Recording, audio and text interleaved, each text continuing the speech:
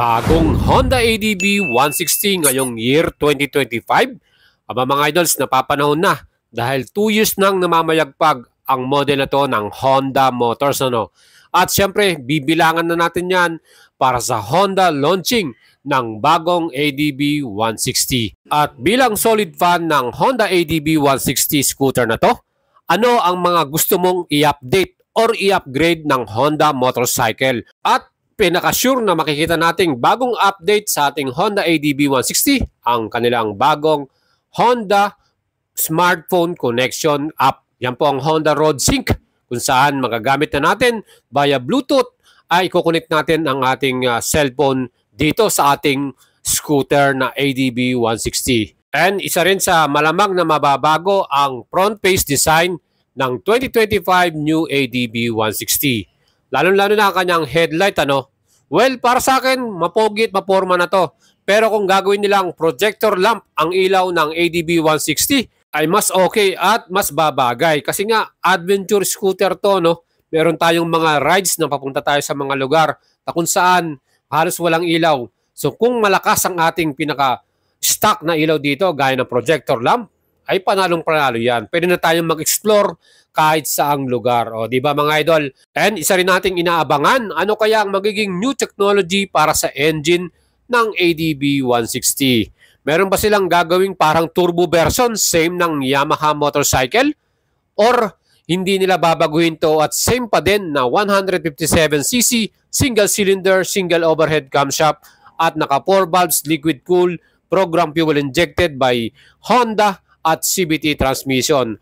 Hopefully, meron silang baguhin or i-update. So dagdagan nila ng mas high-tech features ang bagong engine type ng ADB 160 ay i-upgrade nila. Especially yung torque, yung lakas ng arangkada. Kasi meron tayong mga nakita at mga user na sabi na talagang kapos lalo na kung sa akyatan to. Especially lalo na kung meron kang pillion or passenger. Pero overall mga idols, talagang okay itong ating ADB 160. Japan quality. At hindi lang yan, lahat ng parts ay premium. Mamahalin, ika nga. Well mga idols, para sa bagong 2025 model, abangan nating lahat yan. At syempre, tumutok lang kayo sa ating YouTube channel dahil pag nandyan na ang final newest model na to, i-update kagad natin kayo at bibigyan ng lahat ng specs and features walk around ng new 2025 model. And mga idols, bagong lahat, syempre bigay natin muna sa inyo ang presyo nito ngayon. January 2025.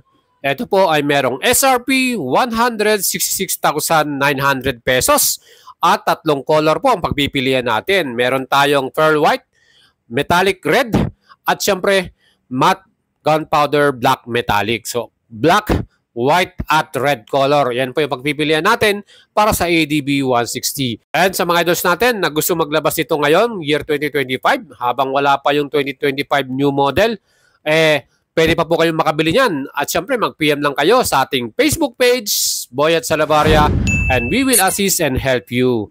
Mga idols, alam naman po nating lahat, dito sa Pilipinas, #1 ang Honda motorcycle. At kita mo naman po sa lahat ng modelo nila talagang namamayagpag lahat. Especially scooter segment, #1 ang ADB 160, ang Honda Click 125, and then yung mga iba pa nilang mga scooter gaya ng Honda Beat, ang 160cc models, PCX 160, Airblade, at andyan din ang Click 160. And alam naman natin lahat mga idols, talagang #1 selling ang model na ADB 160. Para nga siyang hotcake Pagka naghahanap sa Metro Manila, ang hirap pa rin makahanap at makabili ng cash nito dahil talagang ang daming bumibili at talagang sold out lagi. So yan pa lamang mga idols, pag in-upgrade to ngayon ng Honda motorcycle at nilaunch nila ngayong year 2025, asahan na natin na mas lalo pang dadami ang mga user at bibili nito, di ba mga idols? Lalo na at lalagyan nila to ng mga high-tech features gaya nitong bagong Honda Road Sync. Yan po ang kanilang smartphone connection. So i-download mo sa inyong cellphone or smartphone ang Honda Road Sync app at i-connect mo dito sa ating new model na ADB 160. At magagamit mo na yung kanilang navigation, turn by turn navigation, para ka na naka-Google Waze dyan, parang ganung style. At hindi lang yan, yung kanilang mga messaging at phone calls, pwede mo nang direct na tanggapin yan habang nagdadrive ka ng inyong motorsiklo. Ganon siya ka-convenient at kaganda. Well, ang Honda Road-Sig po ay una nilang inintroduce sa lahat ng kanilang mga big bikes. So after nilang maging successful yan at naging maganda ang turnout o naging paggamit dito, yan naman po nila ay unti-unti nilang nilalagay na sa kanilang mga smaller bikes gaya nitong mga scooter at nauna na nga ang Honda PCX 160 kung saan meron na rin siyang Honda Road-Sig version.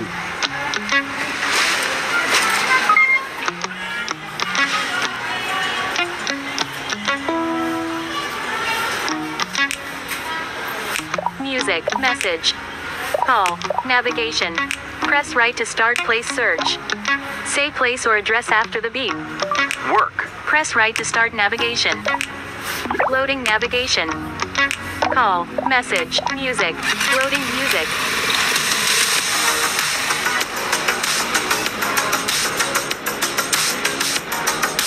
In 200 meters, turn left.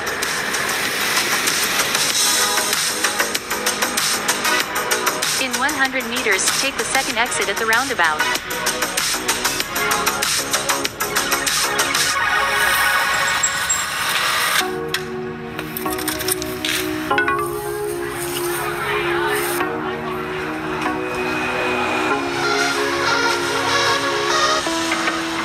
Say place or address after the beep. Home.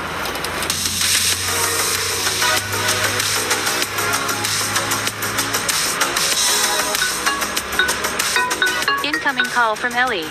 Hey, how are you doing? Great. Will you be back for dinner? Sure, on my way. We'll be home in 20 minutes. Okay, ride safe. See you soon. See ya. In 100 meters, your destination will be on the right. O, di ba mga idols, ang ganda pag meron din tayong gamit na Honda Road-Sig para sa ating brand new model na ADB 160.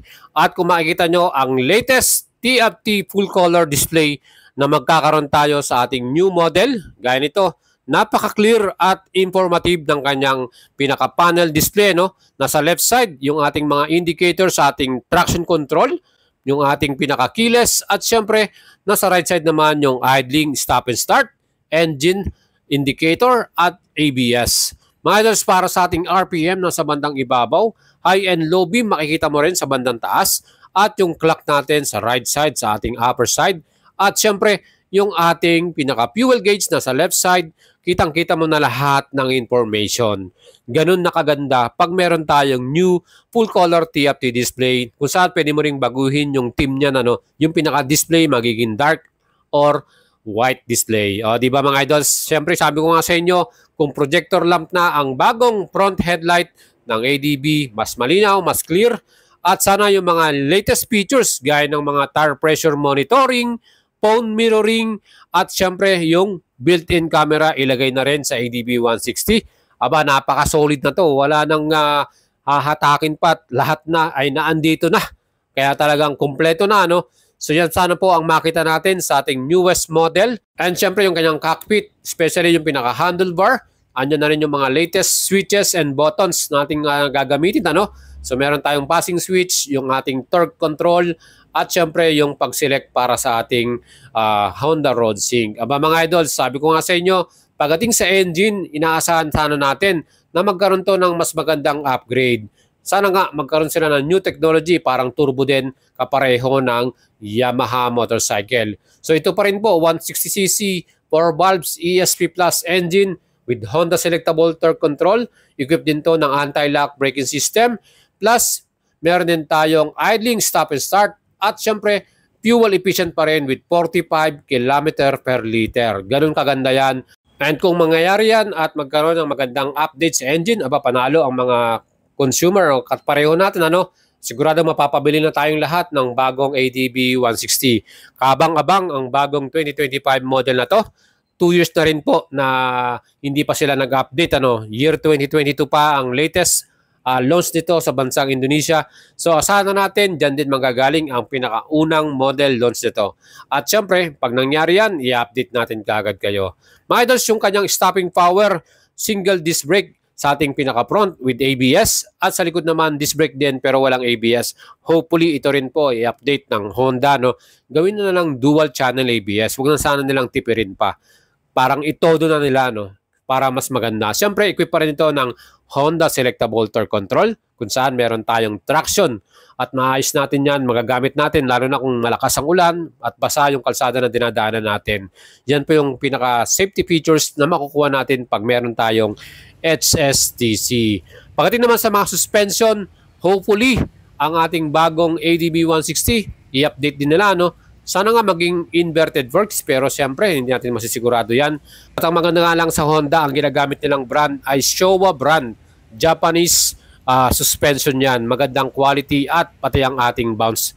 Siyempre sa likuran, nakasubtank pa rin. Showa brand pa din yan at quality talaga.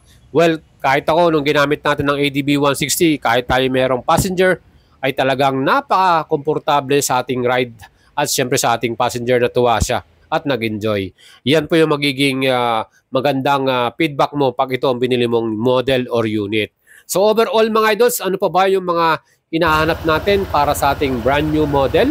Sabi ko nga sa inyo, more on technical specs ang makikita natin dito dahil bago na nga rin ang mga model ng Yamaha, ang Aerox Turbo at Yamaha NMAX Turbo. Inaasahan na po natin, nasasabay po ang Honda Motors dyan at siyempre hindi sila pwede magpalugi dyan. Pag nilabas ng Yamaha ang kanilang mga turbo, dapat sumubay si Honda.